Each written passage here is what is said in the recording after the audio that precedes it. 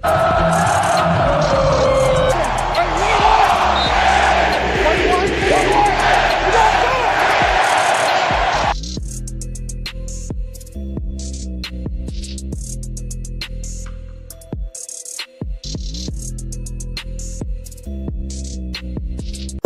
gon' run it, hit the field, blast off, watch them all fall. This is AFC North talk. Got me hype, it's about to be a touchdown. Got the Ravens, Steelers, Bengals, and the Browns. Are you listening? It's time to get it hype. Tune in when the season poppin'. Yeah, we going live. Hey, knock 'em out. Hey, first down, going hard. Yes, indeed. AFC North talk. Let's go. Hey, AFC North talk. Welcome to another edition of AFC North Talk. And by the way, if like every week feels like we're closer, but with the schedule release, I feel like, man, it's there, it's happening. Can't wait. Ace, I before I talk about the schedule, I forgot to mention this. I was thinking the other day, I don't even know why. I was thinking about the Hendrickson thing, and I was thinking why, and the reason I wanted to bring it up with you. Your insights and all that.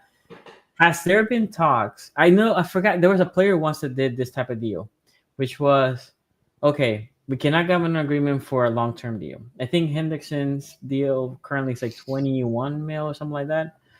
It's actually like 16. It's pretty low. Okay, so a deal in the, I think Q's not right. A deal in the realm, there will be, okay, Henderson, let's give you, let's say 27, which is a good bump. 1 year deal. Like this year, you make 27, and we cannot franchise tag you at all. Okay, so we'll give you 11 mil more. We won't play the franchise tag because you will be a free agent, right? We cannot come in an agreement right now. We're not looking to trade you. This is a deal that we're not necessarily happy because we really don't want to bump you this much. You're not happy because you want a long-term deal, but this also gives you the freedom next year. If you don't want to sign with us, because obviously the Bengals will have that time with you can only negotiate with your own club. That would be something that I was thinking. Like, I wonder if this is something that has been talked about the Bengals and Trey, because it's very, very in an impasse. But have you heard something like that? Yeah, I think there was an article that just came out from Mike Florio, so you can take it with a grain of salt. But he says that they offered Trey 28, and it was interesting the way that he worded it, because he said 28 million a year. Trey is not interested in any 1 year bump deal whatsoever. He wants something that's multiple years. So if the Bengals were to say, hey, you get a bonus for this year and then you get to be a free agent, he does not want that. His whole stance in this thing is that he wants clarity over his future. He wants to be able to tell his family where he's going to be for the next 2 to 3 years. And he's not settling for like a 1 year deal. So even if they do give him a pay bump for 1 year, he's not accepting that. Even with the guarantee of no franchising, because that's the big thing in that type of scenario. No, I don't think he. Okay. He doesn't. From what he said, this whole entire summer, off season, spring, he doesn't want that at all. So he's literally said, I want multiple years. So the Bengals apparently aren't giving him years there, and if they are giving him years, it's not much guaranteed, and that's what the main crux of the issue is. So I think even if they were to offer him a 1 year bonus, he's not taking that. Okay. I was just curious. Well, let's talk about schedule here. I felt when I saw the schedule, I was not necessarily happy. By the way, I know I criticized the Ravens video. I don't know about y'all's own video. No, the Steelers, whatever your guys' team did, the Steelers was worse. We did. You guys watched? They did some weird ass thing with Nick Herbig, like in the corny. woods. It was so corny. The Steelers social team sucks. No disrespect if you're a Steelers social team member and you're watching this, but every other team, like the Chargers, is always great. There's always like the Bills did a really fun one with Allen Iverson. Like it's not hard to like be not corny and do cool stuff, but the Steelers, much like everything else in their organization, they're just stuck. Like I'm waiting for them to like post a video of like name a player walking to training camp in white shoes, pointing at it and saying, "What are those?" Because the Steelers are just forever 10 years behind what's cool. So it was just so corny. It was so bad. Yeah, my thing is either you're gonna do something creative and like genuinely unique, or just like go lo-fi with it, right? Like, you know, just go super informational, but don't make me watch a 5-minute skit that's not any good. Yeah. Just to get the schedule out. Just show trying that to make professional athletes act like and remember lines. Like, get the hell out of here, dude. Do you guys watch Severance? Yeah, and I think the Ravens did a Severance parody, right? Because I don't watch Severance, I really didn't get it. So that's the people that watch Severance. That makes sense because we've seen the Ravens react to penalties, so we know that they can act. Okay. I mean, like, hey, look, I'm surprised Roquan wasn't in there. He act like he good at linebacker every week. He was there. He was there for a moment. Was he Milchek? He was. I forgot what. Anyway, and I remember the Browns had the what is the elf's name? He did some magic thing. Yeah, the elf. Magic. With the elf. Yeah, like some kind of special effects magic thing. It look AI all throughout. I don't know. People just say something looks AI now. Like it's the new it's a new insult. It looks photoshopped, right? Yeah. Like it's just this thing we throw at something that's clearly like been manipulated. I think they use special effects, but like, what the fuck does this season have to do with magic? Like that's the thing. Like that's the thing. Like it's not related to anything going on currently with the team. It's like, well, you should just film somebody planting seeds in the ground because that's what this season's about. Like, let's be real with it, right? But it's like we were just picking themes now. It doesn't even make sense. This is what happens when everybody decides to do it, except for the Packers social team. They do great work, and some of the people on there are really good at their job. So, you know, my favorite so far, I haven't seen them all, was the Rams. They had Brenda Song doing it. That was sick. roasting. Yeah, It was roasting every team. I'm like, what is that? This is like every team should get this. Roast the opponent. London Tipton knowing ball. That's it was 9-year-old me. His first crush is just going crazy right now. It's awesome. Ace. If I remember correctly, you're a London Tipton guy, huh, Jared? I was an everything that walked guy. What are you talking about? I'm surprised. I thought you would definitely be Ashley Tisdale. Oh no. Ashley Tisdale certainly did and currently does it for me. Don't worry. Oh wow.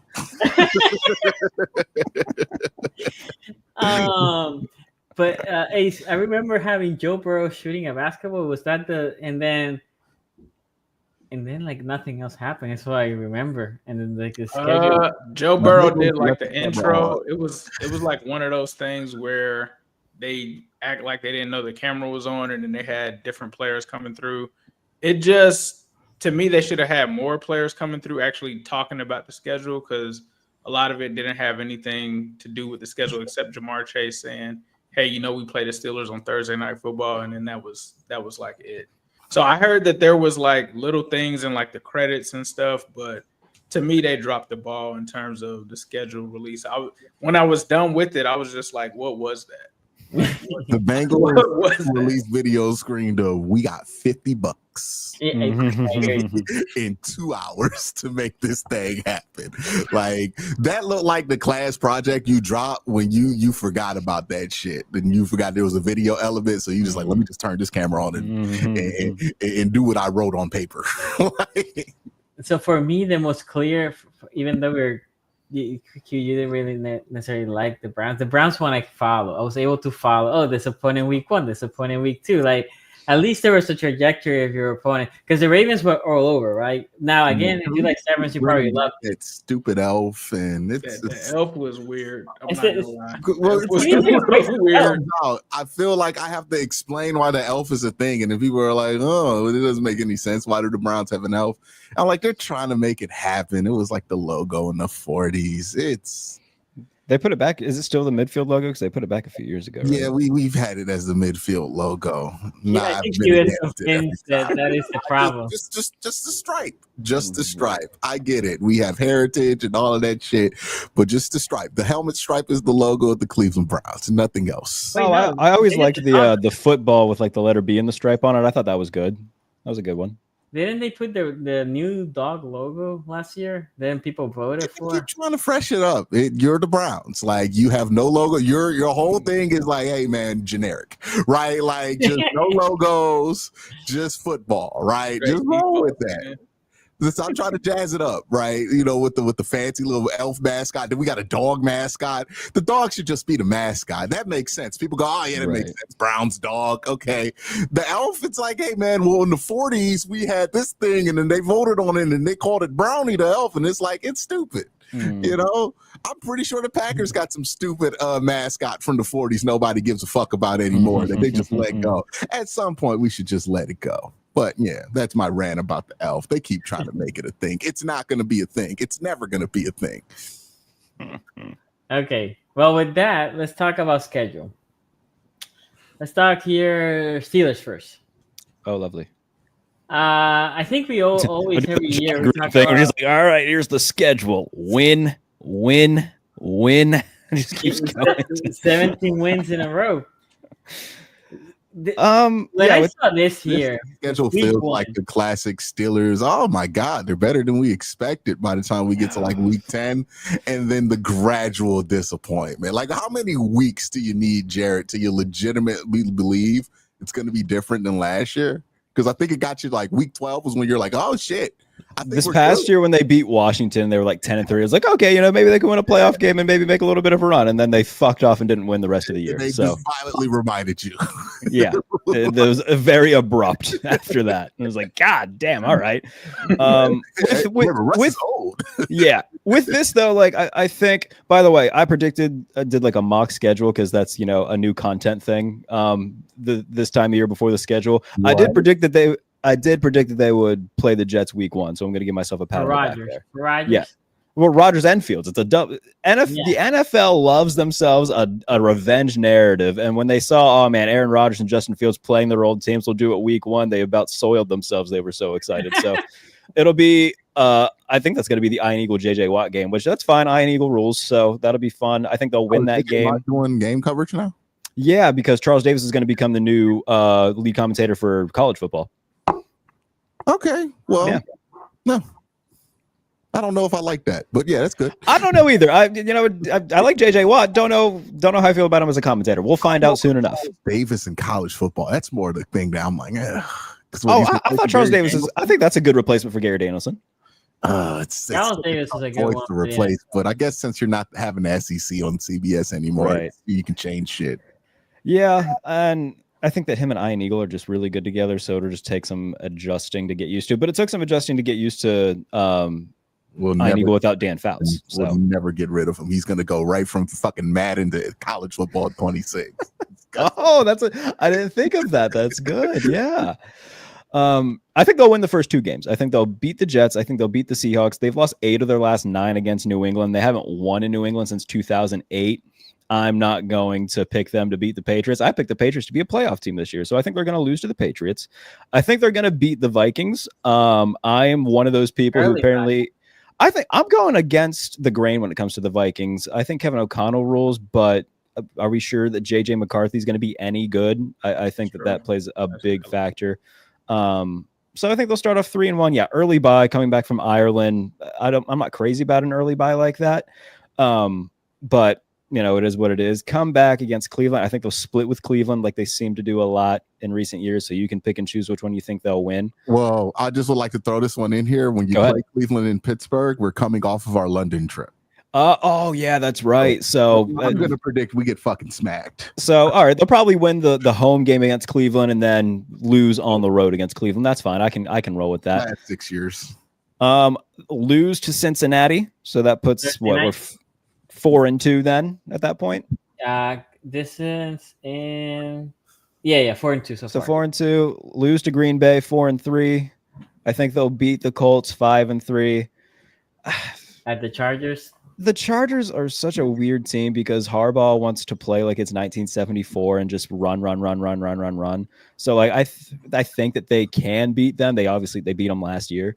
I'll probably lean Chargers a little bit, but that one's kind of a toss up. But we'll go. When did the Chargers start fucking up? That's usually December, right? November, right? Like super hot. You never want to play the Chargers in November. Yeah. That's very true. So we'll say 5-4 at this point, and then get their win back against Cincinnati. We'll say they split with the Bengals, go 6-4.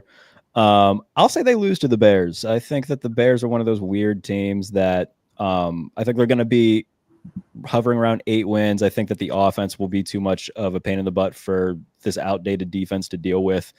And it's in Chicago, I believe. Every time they go to Chicago as of late, shit happens. The last time they were in Chicago, Mike Glennon beat them. So I'm not going to hold my breath there. They'll lose to Buffalo. Josh Allen's going to beat the piss out of them in front of the home fans, and it's going to suck for Steelers fans. You're 6-6 so far. Okay. I think they'll beat Baltimore there. I think they'll beat. Okay. I will say, they'll split with Baltimore. So whichever one you want them to lose, they'll lose. So 7-6 so far. Okay. Yeah, they'll beat Miami. It's a cold weather game. They'll lose to Detroit, maybe. Well, you know what? There's always one game a year that the Steelers win that they have no business winning. I think it'll be this game. 16. Yeah, I think that it'll be this one. So we'll give them a surprise win because they always have at least one a year where we go into it, we're like, oh god, they're gonna get the piss kicked out of them, and then they win. So I'll say they'll beat Detroit. 9-6, and then you lose the last 2. Nah, which okay? So for both of these teams. Yeah, you said split. That's true.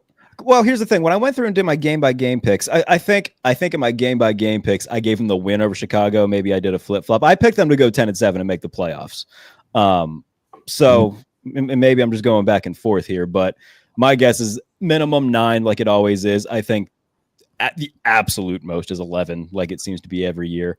But yeah, 9-10 wins, realistic. I think they'll be the 7 seed. They'll probably go to Kansas City or Buffalo or Cincinnati, Baltimore, one of the powerhouses in the wild card, and then probably lose. Like they have the past couple years. 500 assessment with the Steelers. The only thing is like, hey man, they're like 1 or 2 injuries away from offense from absolutely being catastrophically off. Yeah, I mean it's the same thing it was last year. The exact same thing because Pickens got hurt, and Scotty Miller and Ben Skoranek were getting high number snaps. Yeah, but it's like your quarterback's 40 now. Well, I mean, Russ wasn't young, but at least you have Justin Fields back there. If you lose Aaron, it's like that's Mason Rudolph, and then if Mason Rudolph goes down, it's Will Howard. So I was telling that the idea of Mason Rudolph trying to throw to DK Metcalf, that just seems like a hey, bro. By the way, can I just say this? And I'm not trying to sound pretentious. I'm not trying to sound like I'm high and mighty. But it's the dead part of the offseason when there are multiple like Steelers reporters saying, actually, I think that Mason Rudolph would contend with Aaron Rodgers. No, he fucking wouldn't. Okay. If they sign Aaron Rodgers, it's because they want Aaron Rodgers to start. We got Charlie Batch and Mark Cabali. By the way, I like Mark Cabali. He's a very nice guy. I'm not trying to shit on him too much. He's always been very nice to me. Mark, I know you like Mason Rudolph. He's not the second coming of Christ. All right. And it's just a pain in the ass that, May 19th, we're having conversations. Actually, I think that Mason Rudolph would give Aaron Rodgers a run for his money. No, he fucking wouldn't. Let's stop. Let's just be realistic here and understand that Mason Rudolph's going to be the number 2. He's a very good backup. But when we keep saying these things where it's like, actually, I think Mason Rudolph's far better than Justin Fields. No, he's not. It reminds me of last year when because it's not the same competition, but I remember telling Steelers fans, I'm like, Russ is definitely going to start. And we were like, no, it's going to be a real competition. And I'm like, if it wasn't a real competition between Russ, who they did not want there, and Justin Fields, it's definitely not going to be a competition between Aaron Rodgers and Mason Rudolph. You're there, buddy. You got benched behind Will Levis. And by the way, when he got in last year, he played better than Will Levis, but that wasn't exactly a high bar. That's not being better than Aaron Rodgers. Yes, exactly. Look, I like Mason. I will forever be indebted to Mason Rudolph because he saved me from another year of Kenny Pickett. Bless his heart. Love him to death. If I ever run into him in a bar, I'll buy him a beer. But that doesn't mean that we have to make this incredible leap of actually, I think that during training camp, Mason Rudolph will have a leg up on Aaron Rodgers because he was at OTAs wearing one of those heavy sports bra related things doing sprints. Fuck off. No, he's not. Learning the playbook. He knows where things are in the building. Aaron's going to be trying to figure out where the bathroom is. Yeah, just because Mason Rudolph knows the good stuff to get at the cafeteria doesn't mean that he's a better quarterback than Aaron Rodgers. Let's be reasonable here. Let's keep our brains switched switch to, reasonable and understand the hierarchy here when it comes to the quarterbacks. Okay, do you think Mason Rudolph plays one of these games versus the Browns? Is it just to have like a Myles Garrett thing? Is that what you're looking for here? You play them at the end of the year in Cleveland. It's week 5 and week 17. So it's like week 5, no shot he's playing by no. then, right? Unless Aaron gets hurt. Aaron's hurt. Yeah. Which, I mean, there's not no shot. Right? Like, fair. No, I think the only way he's playing is if Aaron's hurt, because even if let's get to week 17, they're not going to be, some 4-10 team or whatever. Like, they'll still be in it, which means Aaron's going to be the guy starting as long as he's healthy. Hey, man, it's Aaron Rodgers. He could take a sabbatical. Mm-hmm. I know that it's a meme and whatnot, but he's never done anything like that in season. Let's relax. He's never done it until he does it. I mean, I guess, but like, and again, I know I'm like on an island when it comes to a lot of Steelers fans. I like Aaron Rodgers. He's a little bit quirky and whatnot, but he's never done anything to me. And I'm very hopeful that he does this stuff and gets it all wrapped up here in the next coming weeks, so I can talk to him at minicamp. No, if Aaron Rodgers takes a sabbatical, he's absolutely going to still be on McAfee. That's when Jarrett will lose it. Let's hope not. John Moore. Thank you, John Moore. Super shot. Super chat. Very thank kind you. Thank you. Y'all always make my day when y'all go live. Ace, tell Mike Gesicki stop doing the gritty, please. The Bengals have let too many people do the gritty. Udo got him right now. It was a little nasty. It needed a lot of seasoning before he got to Cincinnati. I'll just say that. You are encouraging unseasoned behavior when you let Mike Gesicki go out there, hit that little sticky fucking gritty he does there. Oh, God, it's disgusting. John Moore, we appreciate it. If I see Zach Taylor doing it, no more gritties. It's over. It's done. Zach Taylor did it? No, I'm saying if Zach Taylor ever does, y'all get a surprise win. Y'all beat the Chiefs. We know how excited Bengal fans get when they beat the Chiefs. And if I see Zach Taylor in the locker room, hitting the gritty, it's over.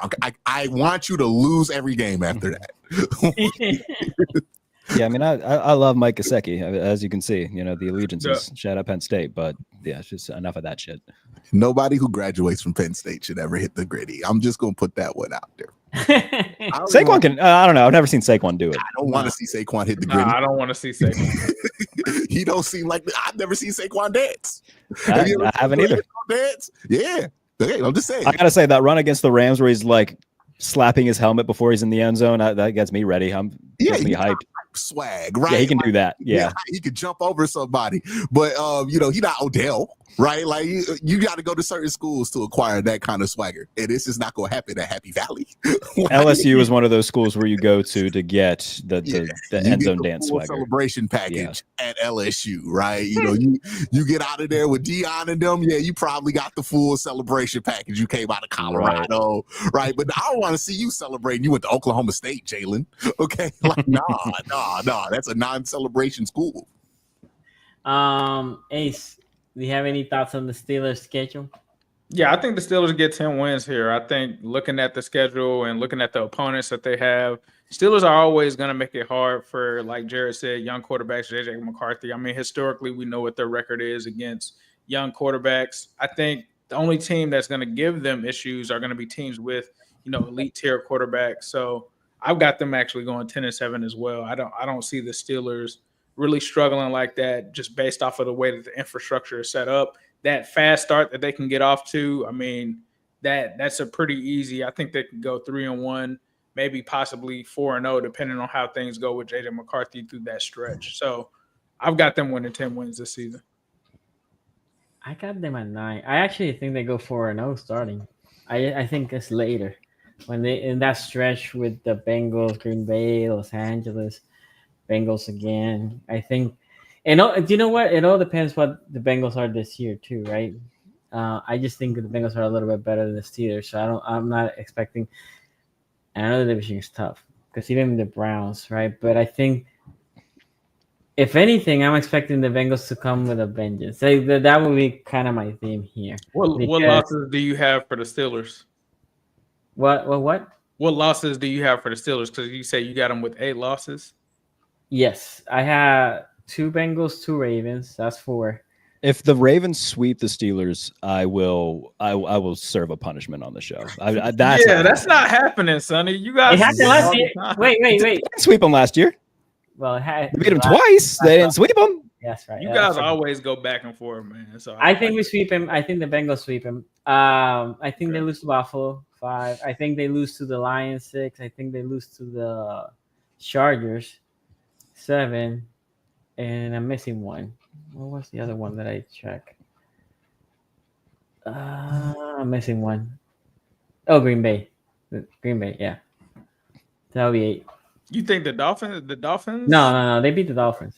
No. It's December 2, Ace. The Dolphins like beating the Steelers is crazy though. Yeah, because it's December 2. Yeah. Same team. Yeah, It's in December Pittsburgh. Oh, Q. 4-year-old quarterback. Yes, but if it was in Miami, if it was in Miami, Wintertime Dolphins. I'm gonna like Aaron. I got you. I agree. awful. Same type of quarterback, but not the same type of defense. That's the difference. The Dolphins defense is going to be bad, man. Like that's a bad Jalen squad. Ramsey's gonna get traded too. No. I think I know that this is an AFC North show. I think the Dolphins are going to finish last in the AFC East, and Tua's gone by the end of the year. That's my bold take for I the don't Dolphins. disagree. They stink. Yeah. I don't disagree. Okay. I don't think they're gonna run through them though, but all right. Oh, it'll be unnecessarily close. Don't get me wrong. Like they're not going to run through them, but they'll win. I don't know. I'm just saying it's a bit of a toss up there. But anyways, let's see. My thoughts on the Steelers schedule. Look, I've had infamous moments on this show when it comes to Pittsburgh, right? And I have made certain rules for myself since then, right? Infamously, I predicted them to win 6 games. They won their first 8 games in like 2022. And those were years where I thought the Browns had something to lose, but I don't think we got shit to lose. So 7 wins for Pittsburgh this year. I think they're gonna suck. I'm not hiding it anymore. Not having them not below 500. I think this is finally the year. I'm predicting it. Oh I my! don't care if I'm wrong. What's going to happen? The Browns going to stink? I don't expect them to be very good this year. So you know what? I'm putting it on the line. 7 wins for Pittsburgh. They feel like 7 wins. If this team played in Arizona, we would be like, yeah, it's a 7-win football team. There's 7 wins in this conference. They're going to win 7 games. I'm not even going to point out the losses. Point out the wins to me. That's the better question. We talk about Pittsburgh like, oh, yeah, where are the losses? This is not a where the losses team. This is a where are the wins team. That's what we need to do for Pittsburgh. We just like, yeah, they gonna beat Miami.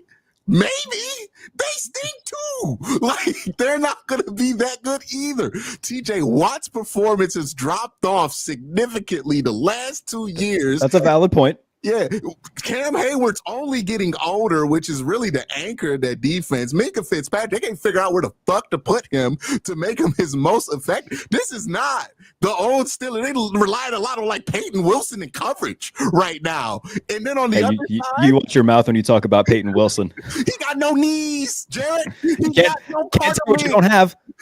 He got less cartilage in the knees than Brandon Roy do today. Okay, Brandon Roy, holy hell. He got Derrick Rose knees. We out here putting him in coverage and base packages. Okay. The run game, look, you got pretty much the same dynamic you had last year, right? A big, slow guy with decent vision who's pretty versatile. I think Caleb has a little bit more home run ability than Najee ever did, though. I think there's a little bit more. Well, yeah, sure, we'll see. I think it's there different in college than it does in the NFL, right? Like that, we might see him run in the preseason and be like, "Oh boy, he got bootcut jeans on." Let's hope. Right? Let's hope not. He got Tim's on and the jeans on. We might appreciate Najee. When did Najee even run at the combine? Did he run?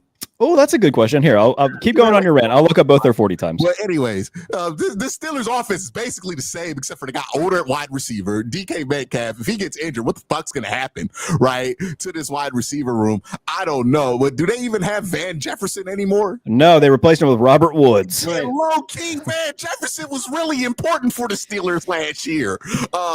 So, yeah, I'm not really a big believer in this offense. Aaron Rodgers at 40, he gonna give you games where he look like Aaron, and that's gonna be part of the 7 wins. And people are gonna get hyped, and they're gonna say, "Oh, Mike Tomlin has figured it out." But at the end of the day, the man is 41 years old, and this is a 18-week season. he's not gonna look good by the end of this, right? Like that is just not how. And look, I know this. We're starting Joe Flacco. My expectations are low right now. And Joe Flacco's certainly not Aaron Rodgers. I'm not trying to make the equivalency there, but the age is the thing that I'm making the point of. You're not gonna last that. He's not gonna last that long. Maybe I'm wrong. He wins another fucking MVP, and Steelers fans get the shit on me for another season. But hey, man, 7 wins. This feels like 7 wins. Where does this feel like more than 9 wins? Other than the fact that it's Mike Tomlin and the Pittsburgh Steelers never go under 500. Like that is the only thing holding up a 9 or 10 win prediction for Pittsburgh is Mike Tomlin. They never fall under 500. At some point, the dam has to break, and this looked like the year the dam gonna break. This team is prone to drama already. This locker room is prone to drama, and they just brought in the biggest drama queen in the NFL in Aaron Rodgers, and we're just like, yeah, that's gonna work out. They traded for tickets. Like, so, okay, I don't know. DK's not drama free either. Like, DK not gonna love not getting the ball thrown to him because fucking Mason Rudolph's in the game, or Aaron Rodgers decide he don't need to get the ball this week because something going down between them two. This feels like it stank. I don't know. Maybe I'm wrong, but it feels like one of them teams that people are gonna be like, oh man, I'm surprised they're not being good. I'm not. So in terms of the 40 times, Najee ran a 4.66, Caleb Johnson ran a 4.57. So, so they're a little bit better speed. Yeah. I'll say this though about the Steelers. They won 10 games last year, and I think they got better, and not marginally better, but better. Better number one receiver. I think Calvin Austin at least proved himself that he's a good role receiver. He's probably going to be the third or fourth guy. They're going to add somebody to be the number 2. Whether that be a free agent like Keenan Allen or Amari Cooper, it at least evens out the totem pole a little bit. I don't expect either of them to be world beaters. Offensive line wise, you get Troy Fautanu back. It's going to depend a lot on what Broderick Jones looks like at left tackle. That's very valid, big question mark. So they're putting Jones at left. I had hope for him.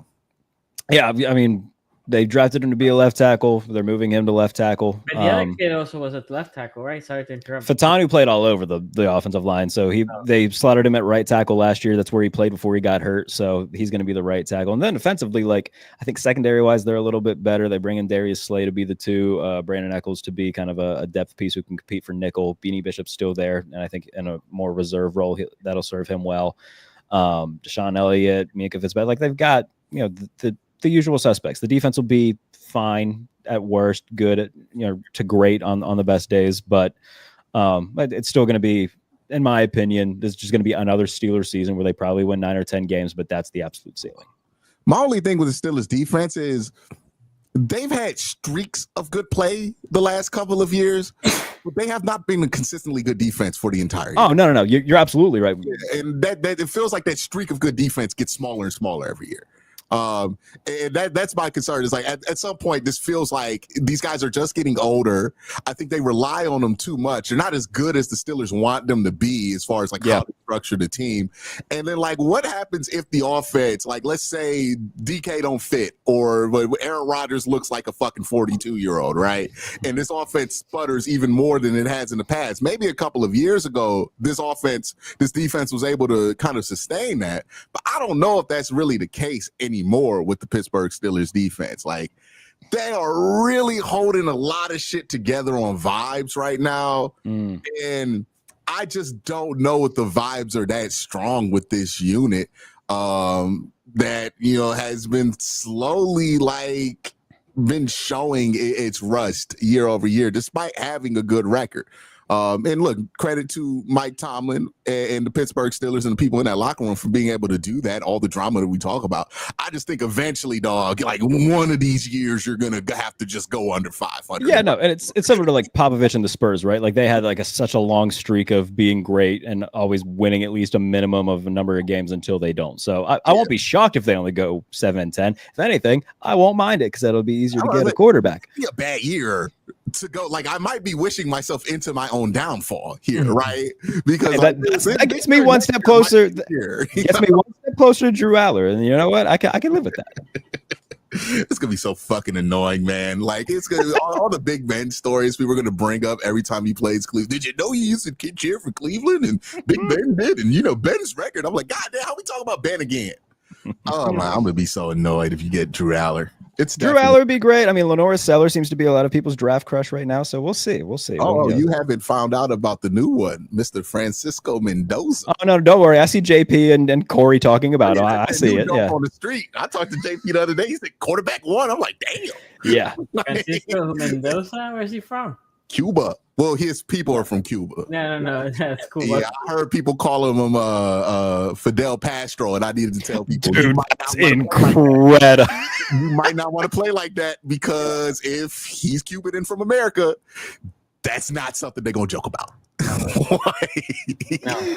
Oh my God, Fidel Castro is insane. By the way, the fans here were saying between 6 and 9 wins. Yeah, well, 6 and 9 wins for the Steelers. No, between some people put 6, 7, Here's 8. As a Steelers fan, I almost I'm never gonna root for them to suck, but I'm just so tired of hearing every year from all the outside voices. Well, Mike Tomlin's never had a losing season, and you're insane. If you want to fire, get fucked.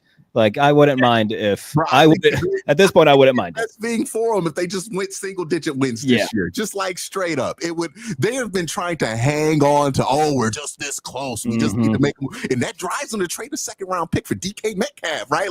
And then pay him 30. All of these moves that they're making is going to lock them up into a less secure place. Oh no, I liked that move because now I can watch Drew Aller throw bombs to DK Metcalf in next year. So that's all that matters. And the thing is, though, by the time you actually draft the rookie quarterback, DK gonna be retired. It's gonna be a year. What are you talking about? You gonna have the 30th. If you win 10 games this year, you probably gonna have the 22nd pick. That's not Drew Aller's selection, bro. I have said this to anybody that will listen. They have 13 picks next year. They are going to trade up because they know they are not going to finish that bad. They'll trade up once, they'll trade up twice, they'll do whatever they got to do. I promise you. Mark my words. Well, everybody watching? No, he's not going to be tradable, right? It depends. Even if it's not Drew Aller, I'm just saying for a quarterback in general. Well, I'm saying then what I'm saying is when you are in the realm to get the guy with your pick, the math starts changing because it's okay, now we're talking about Garrett Nussmeier. Now we're talking about let's just assume what's a name that's pretty, not Carson Beck. That would be nasty. I'm not. I don't know, Cade Klubnik. I think Klubnik's probably going to be in that top end conversation, but let's say Klub's in that second end conversation, sure. Right? Then the math changes where it's is it worth all of these assets just to move up? And it feels like Pittsburgh always makes the decision. We'll just pick a guy at 2 and wait. We'll pick a guy at 22 and wait. Maybe that was, in previous years how they thought, but I think the Pickett stuff will give them deja vu and be like, no, if we see a guy that we like, then we got to go up and get him. And look, if it costs you a bunch of assets, but he ends up being good, then it doesn't fucking matter. So hopefully they learn from their previous mistakes. Don't stay put just take a guy. Hopefully they get aggressive, move up and get a guy. But obviously that's a conversation to have in 2026. In April. Get ready, Jared. Me and you both could be talking about that quarterback. I know. Let's let Ace talk about his schedule. I know we've rambled on long enough. Yeah, I think with the Bengals schedule this season, least travel miles, I believe in the NFL, so not much distance for them to travel this season. I think the NFL is trying to help the Bengals get off to a quick start. Obviously, the struggles have been kind of the theme. You got the Browns, you got the Jaguars, you got a Vikings team with a young quarterback. That first part of the schedule, I don't feel like the Bengals really face a tough test until possibly the Broncos because of the Maha conditions, but they beat them last season. The Lions game is one that I'm looking at, and I'm like, all right, this is going to let me know what this Bengals team really is. Are they a contender? Are they a pretender? What are they going to do against the Detroit Lions? Because when they played the Philadelphia Eagles last year and we hung with them for a while and then got the doors blown off of us, I was like, all right, we are not a contender at all this season. Even if they make this miracle kind of comeback, the Eagles pretty much handle business against us. That Lions game is going to tell me a lot. Packers game in Lambeau, that's going to be a tough one too. I don't know if I could just definitively say that the Bengals win that game. Pittsburgh, I think at worst we split with Pittsburgh. I'm still going to give Pittsburgh the respect just because it's Mike Tomlin. They've beat me with Mitch Trubisky before. Right, Joe Burrow threw 5 interceptions in that game. I was there. I aged 10 years that day. I was there. I saw it. Mitch Trubisky basically beat us. So I'm not going to say that we're going to sweep the Steelers. The Jets are not good. The Chicago Bears, I'm not sure if I believe in Caleb Williams yet. I still think it'll be a solid game, but I'm not. From what I saw with Caleb Williams last year, he is definitely completely different than Jaden Daniels. So I'm going to take the Bengals in that one. Pittsburgh again. This is you kind of get this weird thing here after the bye where you get to play New England. So I feel like that's an easier game. This is where the weird part happens. You get Baltimore on Thursday Night Football for the third year in a row. Thank you, NFL schedulers. Anytime we play Baltimore on Thursday Night Football, it has to be in Baltimore. It's the third year in a row that this has happened. That's going to be a tough game, right? Because I believe the game before or the game after, you have to play the Buffalo Bills, and then you have to play the Baltimore Ravens again. That's crazy 3-game stretch. I don't know, and I think go up to week 12, Sonny. New England.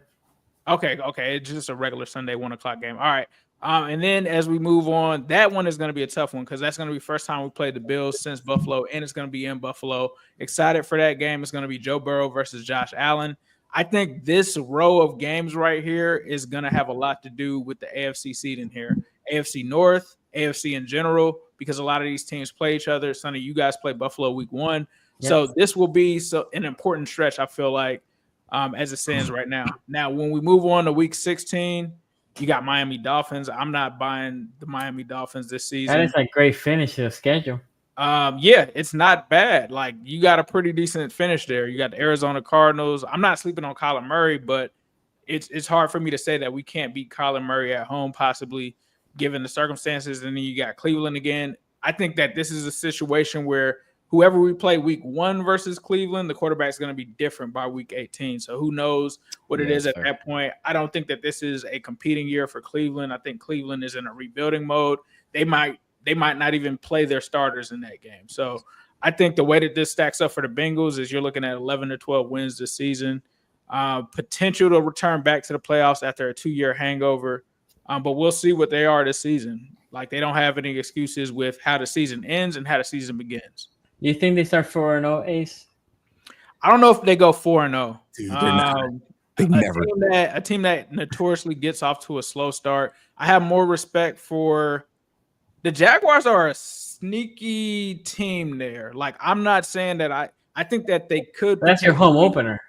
Yeah, you're talking about now having a new coach, a new system. I'm not saying that the Jaguars are going to beat us, but I think they have a chance. That really reminds me of when we played the Jaguars. I believe it was like 2 years ago, and they played us pretty tough. They were up at half. Then we came back and squeaked it out at the end. I think the Jaguars would present problems for us. I mean, you got Travis Hunter, you got Brian Thomas, so you can't just really dismiss them. I know Trevor Lawrence hasn't really lived up to what he was supposed to be, but he's still somewhat of a decent quarterback. And then you talk about the Minnesota Vikings. We might not believe in J.J. McCarthy, but the defense is pretty good. The Broncos defense is good. We went down to the wire with them, and that's a Monday night football game. So I'm not sure that I could see the Bengals just starting off 4-0. No, I'm not going to say that they're going to start off 4-0. I think best case scenario, they're probably 3-1 by this point. I think you guys start 3-0, but lose to the Broncos. That's what I'm thinking. So 4-1, like you said, but the 3-0. The Lions game after that definitely is a tricky one for sure. Okay, Q, what do you think, Q? I think the Bengals have like the same thing going as Pittsburgh does, but it's kind of like a different perception. Where like people are like, yeah, the Pittsburgh, they're gonna always find a way to get to 9 to 8 wins, or 9 to 10 wins, right? With Cincinnati, it's a similar thing, but it's like Cincinnati will look like the best team in football for like 3 weeks, and then they end the year with 10 fucking wins, like clockwork, right? So I do think they're a 10-win team. They are a perennial 10-win team, but they're kind of like the Pacers, where they're going to be playoff risers. And that's the thing about the Bengals. If you let them in, they're dangerous, right? With Joe Burrow and Jamar Chase and all the risers on their team. That being said, I think we're still going to see some of the same kind of trends that we've seen with the Bengals. I mean, it's happened so long that I can't believe it's a coincidence at this point, right? Like, they're probably going to drop one of those games between the Browns and Jacksonville. Whichever team has a stronger defensive line to start the year will probably end up winning that game versus Cincinnati.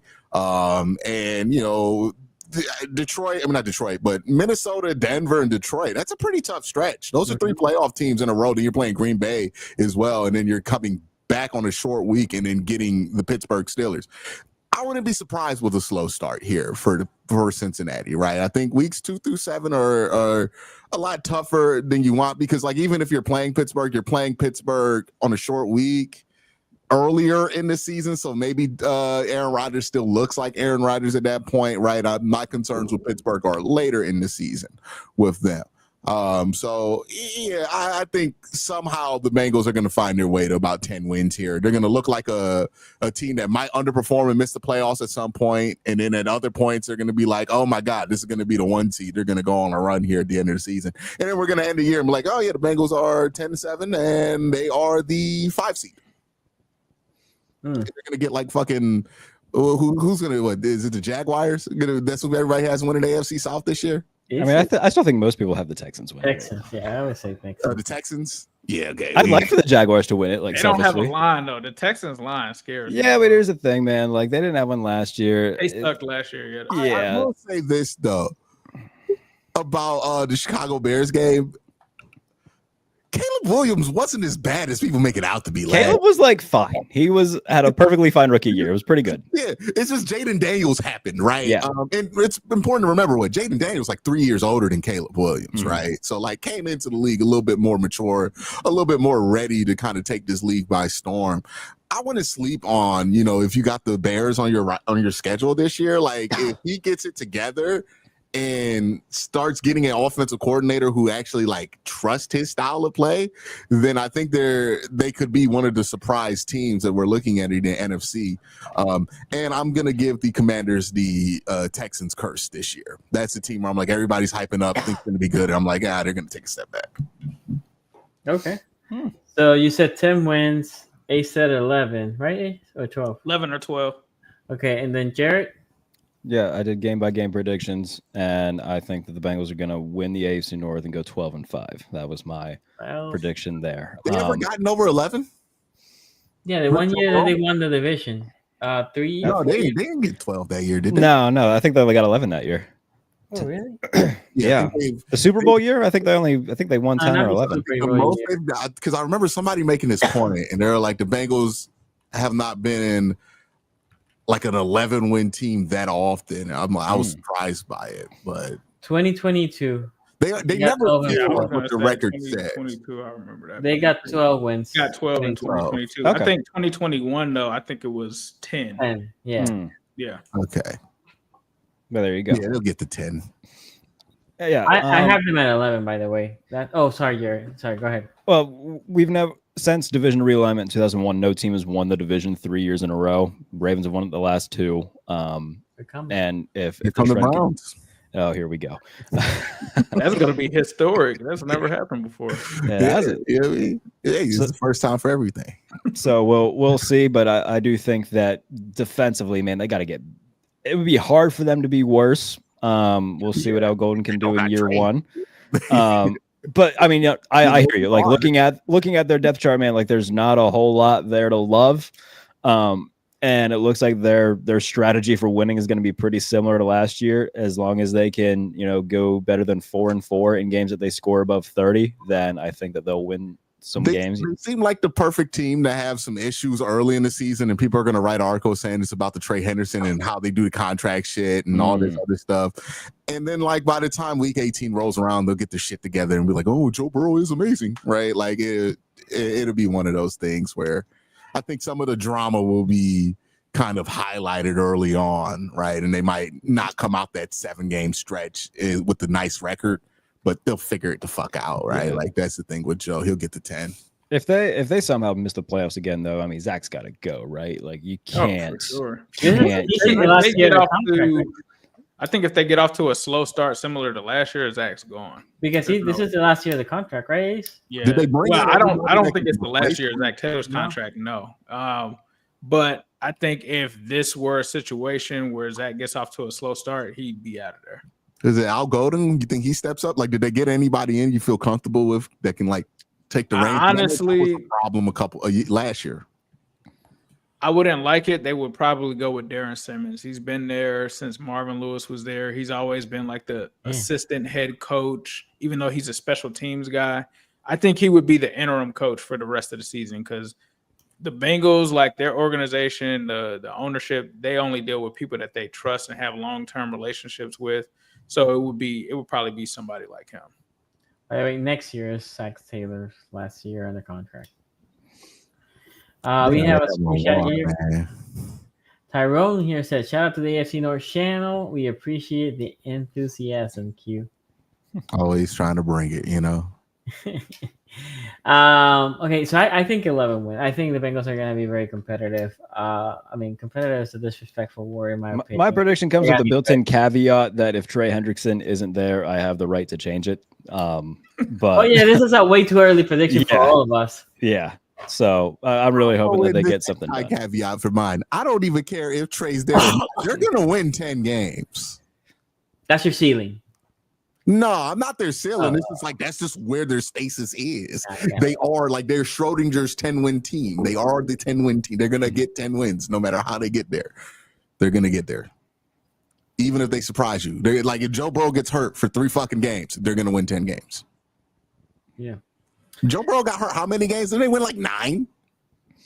Last year he played every game. Anytime Joe has gotten hurt, we missed the playoffs. Yeah, but they all won like 9 games that year, right? Like it was a push. Oh yeah. The Jake Browning game, yeah. Yeah, so yeah, they're gonna get to like 9 or 10 for sure. At least 9, but definitely 10. Okay. Yeah, I have them at 11. I think the Bengals are gonna be really good. It depends. If the Steelers really do suck like I think they are, then they're probably 11. Yeah. Well, I have them sweeping the Steelers. And the Thursday night game is at the Bengals, right? The Steelers are coming from, I believe it was the Browns, and obviously they're coming from Green Bay. I think they probably take the L over there in Green Bay, but I think they do beat the Steelers. Then they're gonna clap down on the Jets, and we'll see. I agree with you, Q. The Bears are gonna be better, but I think the Bengals are.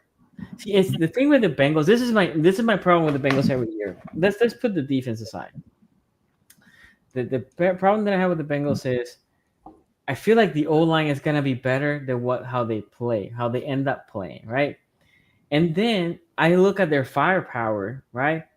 And let's put the Ravens game on an island because against the Ravens, that firepower comes out, like no doubt. Like they come out guns blazing. But then take the Ravens game out. And they will show some weeks, and there are other weeks that not necessarily. I guess they do go cold for stretches, right? Yeah. Where we're like, what's going on with all? This is what the Bengals do during the regular season, though. Like they're an inconsistent team, but they always rise in the playoffs. So I don't think they really like. That's why I don't think people criticize it as much. But yeah, that's why I'm like. That's why I feel like they're like that 10-win team because it's like they always go through the same stretches every year where it's like, oh, the offense is a little cold. Oh, it's Zach Taylor. Do we need to fire somebody out here? Or it's always like the same kind of storylines, but it always ends up around like 10, 11. Okay. Let me put here. Okay. Is this the right one? Yeah, the Ravens. Okay. Yes. 4 wins.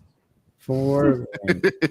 You know what? I know what Jared's gonna say for week 1 because that's healthy.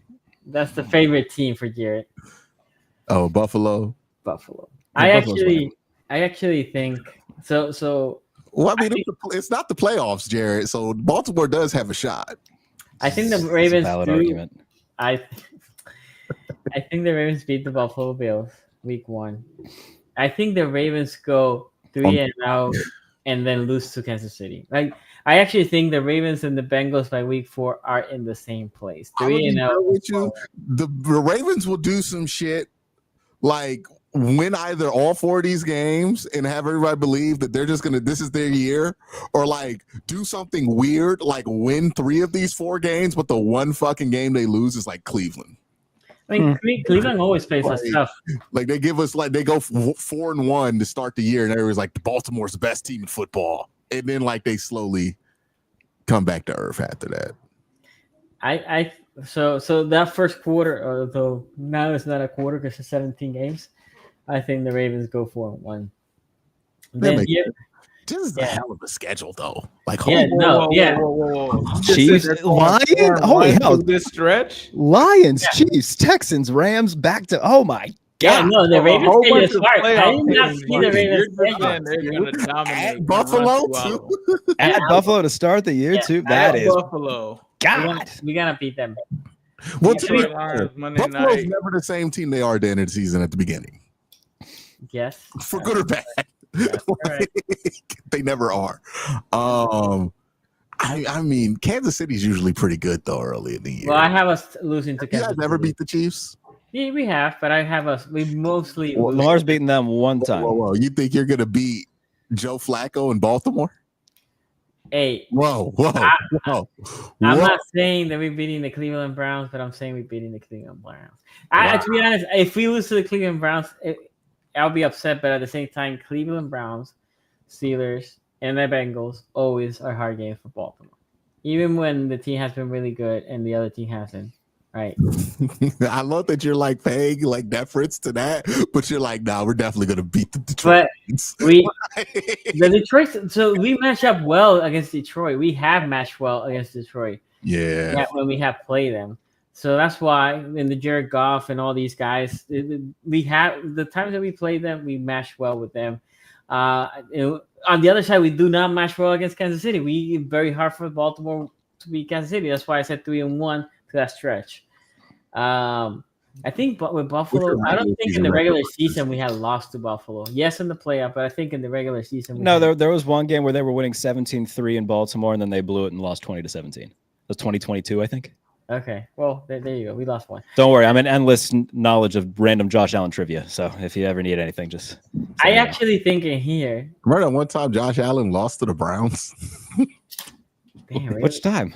That was there you go. 2019.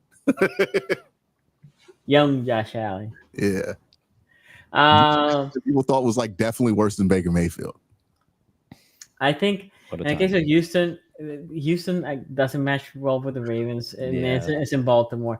The Rams, I think if we play them in the West Coast, it would have been different. Rams coming to Baltimore 1:00. I think also the Ravens win. The last two times the Rams have come to Baltimore have been fun. Yeah. Well, you say that. This last two times you said that was for like the Raiders, and like you gotten smoked both times. Yeah, the Raiders were week 2. And it wasn't like a Gardner Minshew. Well, that wasn't we cannot beat Gardner Minshew. If Gardner Minshew comes to Baltimore, we can't beat Gardner Minshew. Kansas City got Gardner, right? Yeah, you're fucked. I said L. I said L. I didn't know that's where he ended up. That's funny.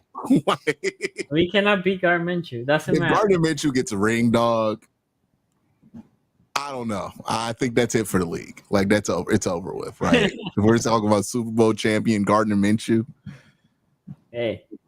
Anyway, so week 7 bye. Then we get the Bears at home after the bye. I think I lean Ravens as well there.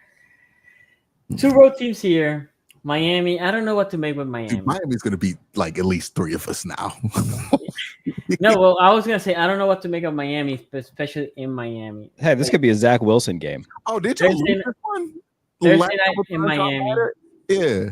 I think we're going to – I'll put us an L because the Ravens are a notoriously awful road team in Florida. In Miami, yes. Well, last year we went to Baker's house and we beat him. But anyway, Miami on the road. I think we take an L here. On the other side, I think we beat the Vikings after the mini bye. And then we take Cleveland. This is the most favorable, not to dismiss the Browns, but I think this is the most favorable part. Or actually, not to dismiss the Vikings because this is a road game for us. But this is the most favorable because our finish of the season is also hard, right? We go Bengals, Steelers, Bengals, Patriots, Green Bay, Steelers. Right, the back end of their schedule is pretty tough as well. So I have the Ravens winning 12. That's in general. I have us winning 12. Yes. 12. If we get 12 again on a very hard schedule. then we had to. I was gonna say that proves us before the playoff, but we have been proven in the regular season to be really good, and then Then don't go 12 wins and then like lose to Cincinnati in the first round. shit happens in the playoff. I mean, Cincinnati in the first round, either in Baltimore or in the Bengals, it will be first of all a hell of a game, but second, it will be not a easy opponent like Cincinnati. Yeah, If in my prediction the Ravens have 12 and Cincinnati has 11, and we have to match us in the first round for some reason, you're talking about 1 game difference between the two. I have them splitting with the Bengals, so at that point is whatever happens, right? Last year we swept the Bengals barely. I think the point differential was 3 points, but I'm not like total. Yeah, it was both high scoring games. I would also like to bring up how many wins Baltimore got like over the last 3 years that were like bullshit field goal makes at the end of the game. I feel like you guys subtracted. Wait, last year we lost because of the bullshit field goal. What are you talking about? Last year Tucker was horrible. New world, dog. That's about to happen more. Okay, but I'm factoring that. What it's like to have a non. Yeah, we had some. Yeah, you about to 3 games. You're gonna definitely be like, we lost it because of the fucking kicker. we did that last year. The Raiders game. Mm-hmm. Tucker missed, I think, 2 field goals and an extra point. I mean, we did that. Here's what makes it worse, though. You have AWS on the sidelines, right? Mr. Kick the field goal over there, Harbaugh. He might not this year because he doesn't have Tucker. Yeah, he's gonna do crazy. You're gonna hate this season, Sonny. Hey, my belief is in Loop. Loop. That's the name of the kicker. Although we'll see who wins the battle by the time the season starts. I promise you, we can bookmark this. He's gonna make like a long kick, and Ravens Twitter's gonna put it like, "Oh, let's put this one on a loop," and then just like tweet the video of it like on repeat. It'll be something corny as hell like that. Yeah, it feels like something Raven fans would do. But how many wins do you guys think the Ravens get? Yeah, I feel like an 11-win team. I said 11. And then there'll be the top wild card team. Not as good as last year. Okay, so 11. How many wins we got last year? Last year we got. There were 12, right? Was it 12, 13? You see, it's hard to discount the Ravens in the regular season. They're so good. It's just like they could get to 12 wins. It'd feel like they got to like 11. Yeah, I said 11-6. They'll be the top wild card team, and then they would go to Houston for the playoffs. I'm not going to predict another Derrick Henry downfall. I'm not going to do that. He has signed that extension. Yeah. Well, I'll wait till the wheels fall off that wagon before I doubt it again.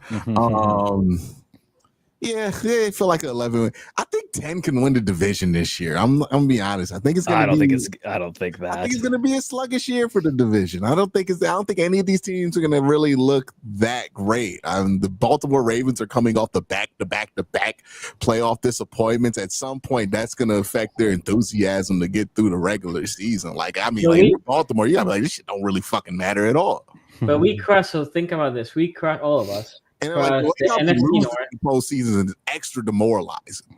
So all of us crossed the NFC North, right? I think that's a good division, really good division. Mm-hmm. Then we crossed the AFC East, which last year was one of the worst divisions. I don't know. I think Drake May will be better this year. I was gonna say, I think the Patriots will be better. That's a 2-team. Like I still think it'll be Bills, Patriots. The other two will better than they were last year. I think they had a lot of injuries last year. But that defense, though, I think it comes down to I think Q's just higher on the Dolphins than we are. I'm not even high on the Dolphins. I'm like they're like a 9-win team though. See, I think they're gonna be like a 6-win team. I think they're gonna suck. Nah, they're probably gonna get 9. They still got Tyreek. But it's okay because I got Corporal Yeezy Vape on the sideline who says stupid shit and people eat it up. God damn it, do I fucking hate that. You don't like the nerdy boy. Okay. Look, people on Twitter think I hate the Dolphins, and it's because I do. I'm so tired of them. The corporate, the previous Steeler guy, he loved Nerdy Boy. I can't stand Tony loved Nerdy guy. Yeah. Look, Liam Cohen, by the way, I already hate him. Right? I like Liam Cohen.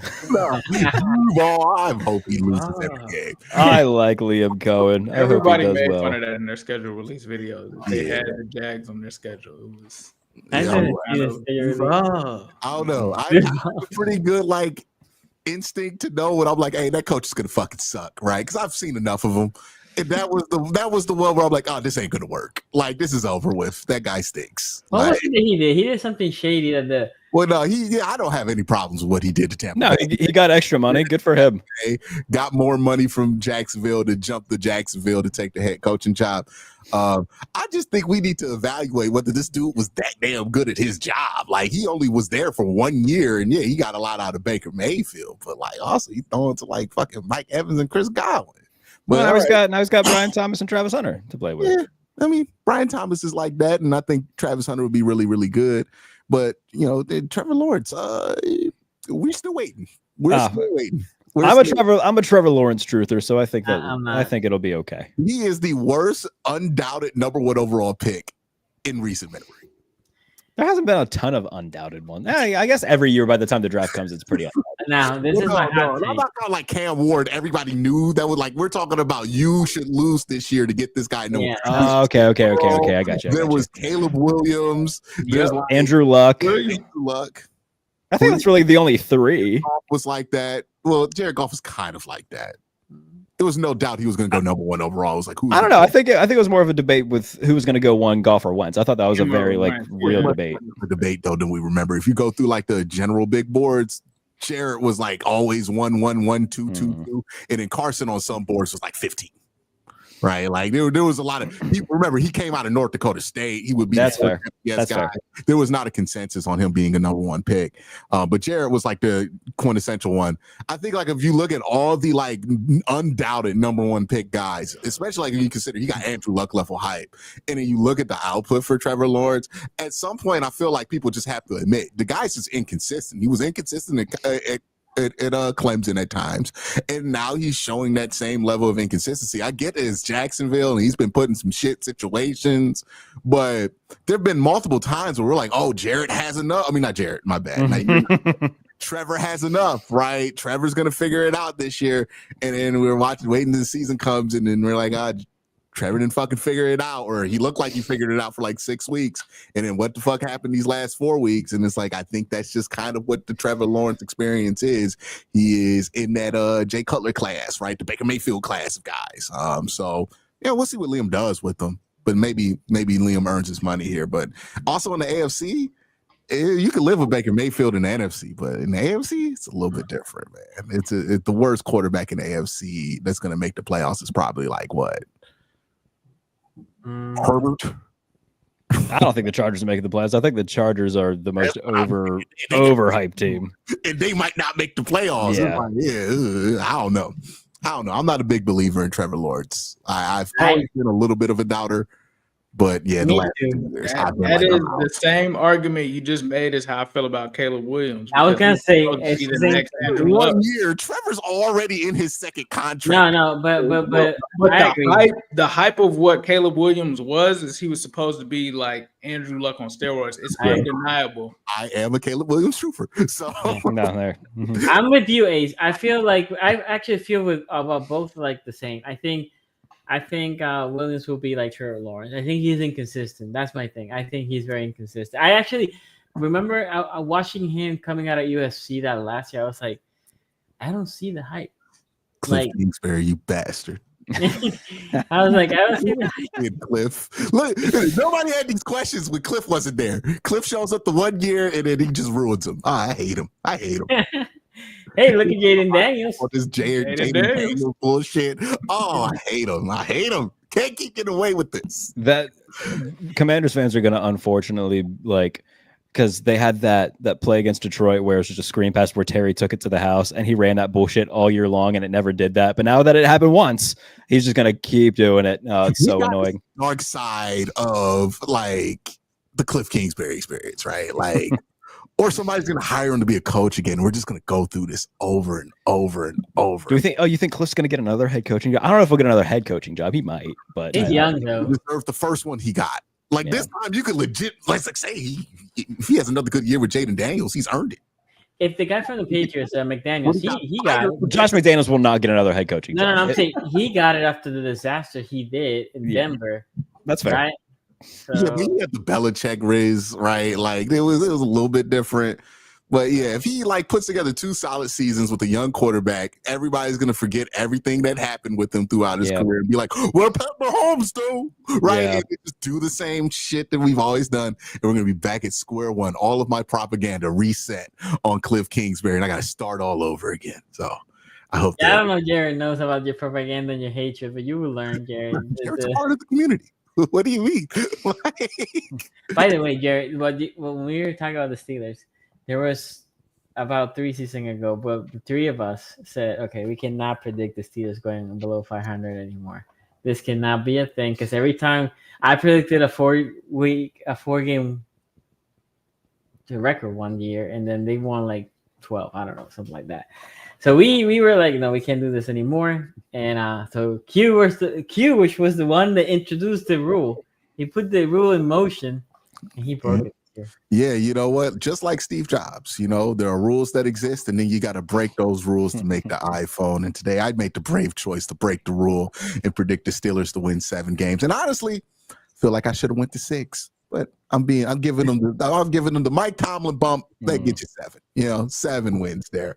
And I want to hear you guys talking about trading TJ Watt in the middle of the season. You know what I mean? Hey, should we let Cam Hayward just get cut and go somewhere else? You know, I want all the shitty team storylines finally for Pittsburgh.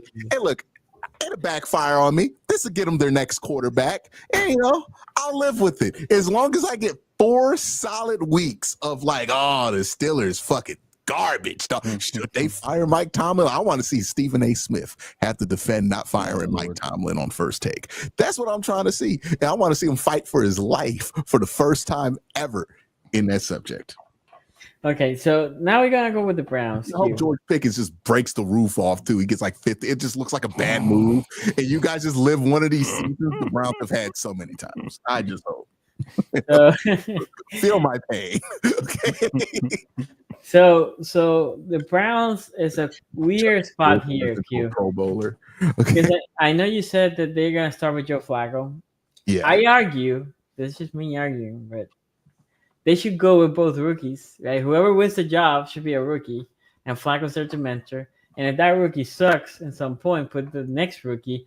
And if they both suck through the year and you had a bad season, well, who cares? Because then you get another pick or QB. See, Sonny, let me school you on something. This is, you don't understand what this is like, but when you don't have a quarterback, what you want to do with the rookies is play them last because you want the least amount of excuses to bench them. If you start Shedeur Sanders and you just got Joe Flacco sitting there, and Shedeur struggles a little bit like a rookie quarterback will, what's the first thing people gonna do? Call for Flacco. Call for Flacco. Right now, you need to let Flacco burn out, right? That's what you need to do, like an incense candle. Like you just need to let that thing burn out, right? Everybody, all right, it's done. It's done. No more Joe Flacco. He threw 5 pick sixes versus Baltimore. It's over. Okay, then you put the rookie out there, right? That's what I think. I think it'll go Joe Flacco, Dylan Gabriel, Shedeur Sanders. I know people are freaking out because somebody posted, oh, Dylan Gabriel's getting second team reps with Kenny Pickett getting first team reps. This is what I've been saying since we signed Joe Flacco, and I would like to reiterate it. Joe Flacco is not going to fucking practice in training camp. He's old. He knows the offense. He's not taking up any of the reps. Why would he? What, you want him to get arthritis before the season starts? Yeah. So Joe Flacco, they know what that is. They know how to judge against that, right? Kenny Pickett, if he blows away Joe Flacco or blows away their ideal of Joe Flacco in training camp, maybe he stays. They cut Joe Flacco. But odds are they just try to ship Kenny Pickett for some trade bait there, maybe get a 4th or 5th round back. I think that'd be great value for him. And then have Joe in there, let Joe burn out the first 6 weeks of the season. Yeah, I think we're going to beat Cincinnati week 1. And I think people are going to be like, oh, shit, the Bengals, they dropped that one. Week 2 versus Baltimore, it's going to be close. We're going to lose. Joe Flacco's going to throw a game and an interception. I already seen it, right? Then you go about the Green Bay Packers right here. We're going to get our ass beat. We're going to get our ass beat. We're going to get our ass beat. And then, we're going to get our ass beat again right there. 4 weeks in a row of ass whoopings. And then that is when we'll turn to Dylan Gabriel, which will have small left-handed quarterback versus smaller left-handed. Oh, that's so good, Q. Oh, that's good. Oh, yeah. Oh, yeah. And guess what? we're going to lose that game too. Okay. And then we're going to be getting our ass beat. Drake May going to be putting the brakes to us, and then Dylan Gabriel going to get hurt, and then Shador Sanders going to step in. And look, it's not going to have anything to do with Shador, but they're going to happen to win that game in the second half. This is It's like a soap opera here. Oh yeah, I know how this season's gonna go. I already got the newspaper right here, right? I already seen it. All right, so boom, we're gonna win that game, right? Week 9 bye. The whole drama is like, hey, do we just keep Shador in because we kind of won? Kevin's like, fuck it, we're gonna keep Shador in. We play the Jets. We beat the Jets. Holy shit, dude. Then you play Baltimore, and Baltimore brings us back to reality. They beat the fuck out of us. It's not good. Then we get the Raiders game, right? Oh, Shador throws for 300, 4 touchdowns. They're gonna put the fucking wristwatch off. NFL Twitter is going to be insane because they're going to be posting all the memes. Did Shador figure it out? And then he's going to play the 49ers, and he's not going to look awful. But we are going to lose that game. And then the Tennessee Titans game happens. Cam Ward versus Shador Sanders, and Cam Ward gets ran by the Browns defense. Shador probably got like 180-something yards, a touchdown or 2, right? You know, it's not going to be very impressive. But come on, you seen that guy's tape? Myles Garrett coming at him. Yeah. Give me that one. We're going to get that one. Chicago, that's going to be a fun game between the 2 rookies right there. A lot of interceptions in that game. You flip a coin. Browns could win that one. Browns could lose that one. I've done so much fucking caping for Caleb Williams. They got to win that game, right? The Bears win that game, right? All right. But you know what? You're not saying that Shador played bad at it. And then you play Buffalo. You lose against Buffalo. They're waiting. Like, what are you gonna say about Buffalo? Well, it's not gonna be as bad as everybody thought, right? Like maybe the 4th quarter comes around, like, oh shit, Browns might win this game, and then somebody fumbles. It's not quarterback related, so people can walk out that game. Well, it wasn't Shador, right? And we're gonna walk into Pittsburgh, and that's in Cleveland, right? Yeah. Shador's gonna beat the Steelers. It's going to be a big thing, right? And then week 18 comes around. Who knows who the fuck's playing in this game, man, on both sides. I'm going to be honest with you. So you have them at 6 wins, Q, if I counted it correctly. 6 wins? We tie with the Bengals, 6.5. Oh, that's funny. Yeah, 6.5. We tie with the Bengals. And like, the tie kind of fucks with the Bengals playoffs seeding. So it makes them the 7th seed, right? So like, we leave out that season. We're like, you know what, guys? Not bad. Not bad. The 6-10 can feel much worse than that 6-10-1. And we leave thinking, push come to shove, we can start Shador next year. And I think that would literally be the best place the Browns can end the season at quarterback, is if we're like, we don't have to draft somebody. We could start Shador, but if we do draft somebody, we could still start Shador. And that's where we're at. So I was very invested in that whole story. I know, that was right? good. And who knew 6-10 could be so fun? Yeah, that was good. I enjoyed that a lot. I had them winning 5 games, so like we're in the same ballpark. Bastard. in the same ballpark. I think Kevin Stefanski's an awesome coach. Just not a lot of talent to work with on that team right now. They're still very much in recoup mode. So. I think 5-6 wins is fair ballpark for them. Oddly enough, Jared, I know you were here the last 2 years for which we're gonna start next week. The position ranking last year, the Browns, and on the average, the aggregate, not weighted, right? Not thinking the quarterback is more weighted, like on average by position. We as AFC North had the Browns with the best record. Yeah. I'm sorry, not the best record, the best team. Quarterback weighs this team down so badly, man. Like, we are so like, if the quarterback is just a neutral factor, then the Browns could actually be a decent team, but I don't anticipate that being the case. And also, I would like to add another caveat. This just came in. Joe Flacco is going to throw that fucking interception to Roquan Smith, and it's going to piss me off. That would be poetic. It's like a pick 6 too. I got to see Roquan celebrate with his big ass belly out. Like, it's just gonna be like, oh god, I got to hear about how Roquan's so goddamn good again. Makes the one thing play. with the Browns is, if the Browns defense is the defense that I think they're gonna be, I think they can get a sneaky 7. They'll be an annoying team. Like I think Because the problem is the thing is if you go to the schedule here, Yeah. right?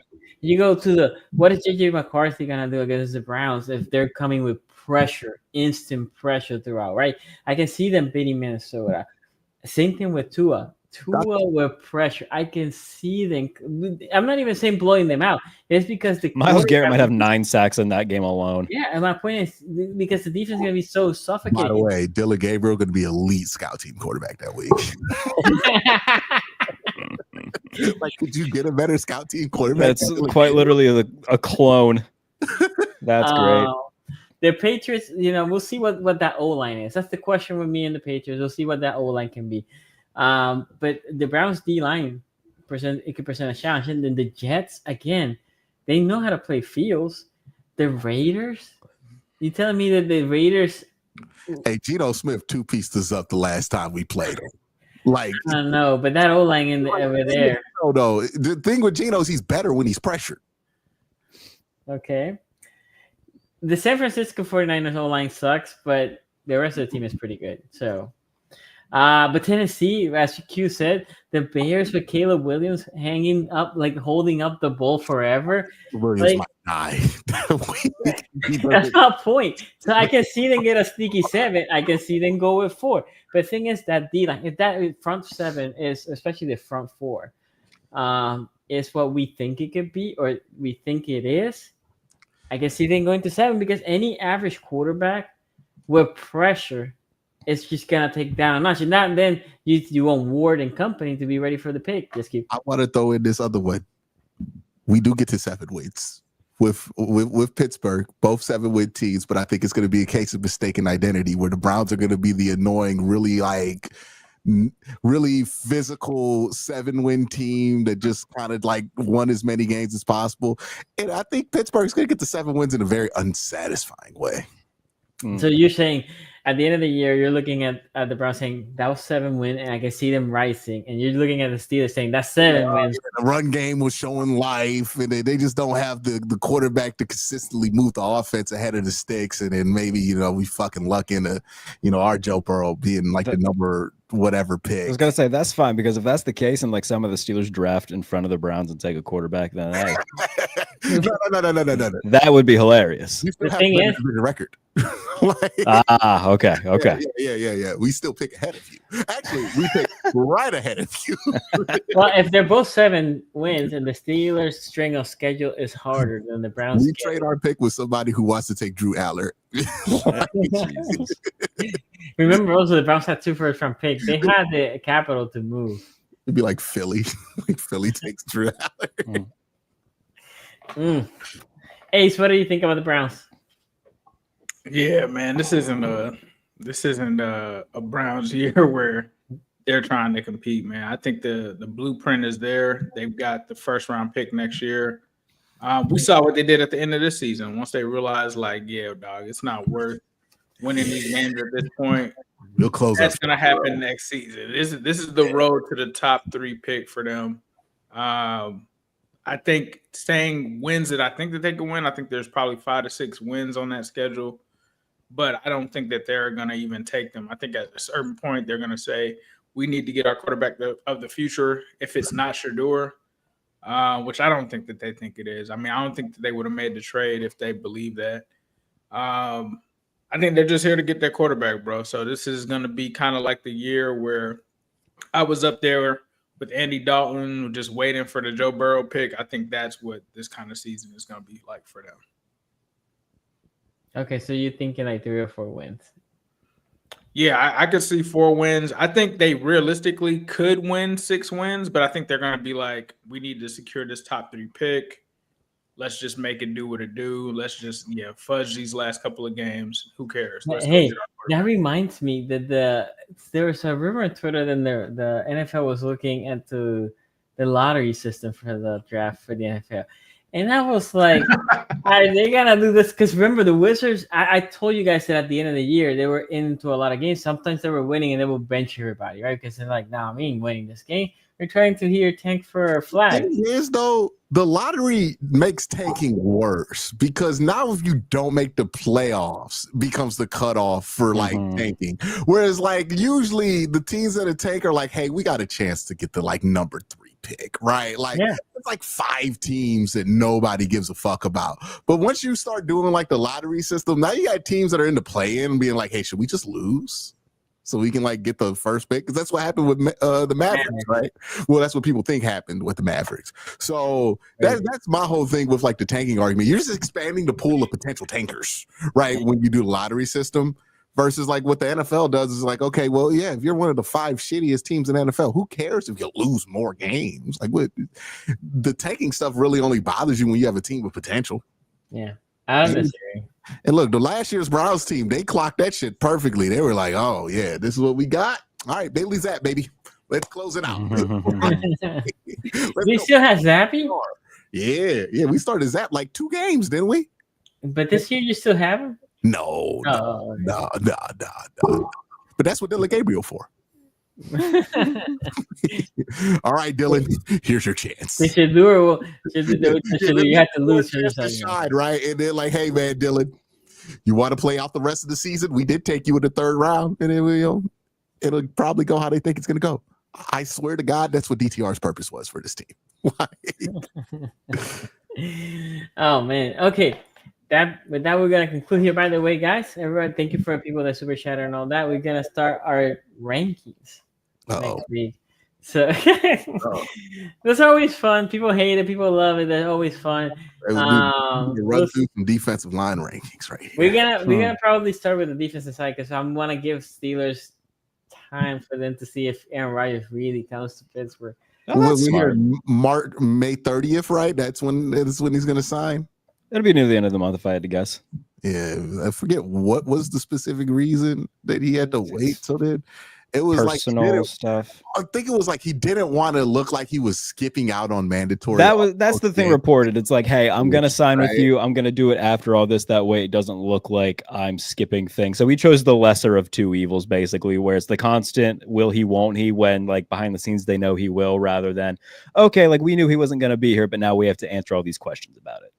I just want to know what kind of facial hair he's going to show up with. He's going to be clean shaven like Rodgers, or like he's clean shaven. There was a video yesterday of him in a concert.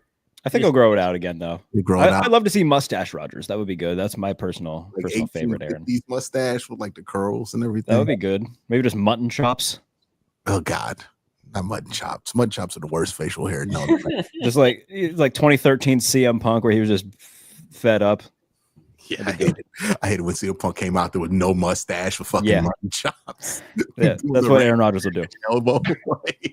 Anyway, so next week we'll be here for the ranking of the defense. We'll probably start with the defense. So anyway, make sure you sub and hit the bell so you know when we come live. And until next time. Hey, spoiler warning, I'm ranking the Ravens running